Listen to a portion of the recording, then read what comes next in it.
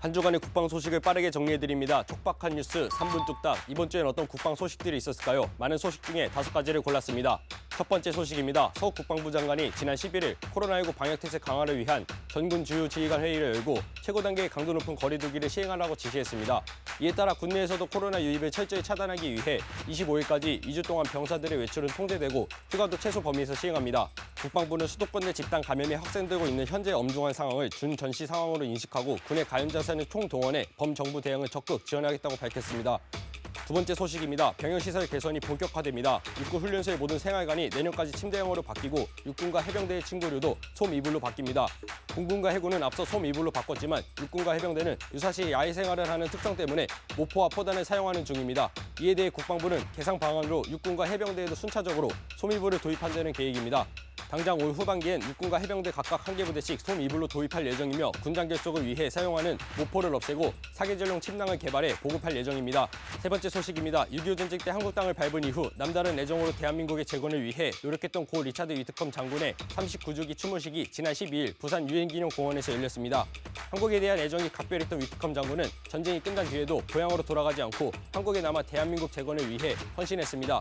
이후 제2의 고향이 한국에 남고 싶다며 유언을 남겼던 고 위트컴 장군은 지난 1982년 향년 89세로 세상을 떠나며 유엔기념공원에 안장됐습니다.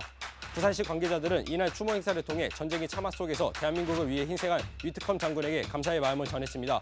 네 번째 소식입니다. 해군 사관생도들이 지난달 28일부터 2주 동안 해병대 교육훈련단에서 진행된 유격훈련을 마치고 해병대 유격휘장을 받았습니다.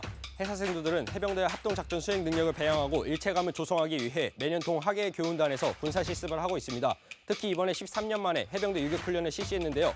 해병대 벽암지 유격교육대에서 진행된 이번 훈련에서는 완전무장 행군부터 레펠, 암벽등반, 도하 등 해병대 유격훈련 정규 과정과 동일하게 실시했습니다. 유격훈련을 마친 사관생도들은 해병대 유격휘장 수여식 행사를 통해 2007년 해사 65기가 휘장을 받은 이후 처음으로 167명의 해군 사관생도들이 유격휘장을 받았습니다. 마지막 소식입니다. 공군 사관생도들이 지난달 28일에 하계 군사훈련에 돌입했습니다. 패러글라이딩 훈련과 영법 교육 등 다양한 훈련이 진행되는데요. 패러글라이딩 훈련은 생도들의 공중 환경에 대한 적응력을 기르기 위해 마련됐습니다. 특히 공중 환경에서의 두려움을 극복하고 조종사가 필수적으로 갖춰야 할 3차원 공강 능력을 향상시킵니다. 해양 생활 훈련에서도 이병을 통한 호흡법 적용과 비상용 보트 탑승 훈련 등 해상 임무 중 발생할 수 있는 비상 상황에 대비한 생존 능력을 함양했습니다. 패러글라이딩 훈련과 해양 생활 훈련을 마친 생도들은 공중 생활 능력을 기르기 위해 모형탑 강화 훈련을 실시했는데요. 생도들은 무려 11m 높이의 모형탑에서 높이에 대한 두려움을 극복하고 과감히 뛰어내렸습니다.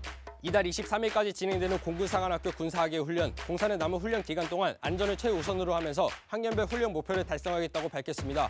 지금까지 촉박한 뉴스 3분 뚝딱이었습니다. 끝!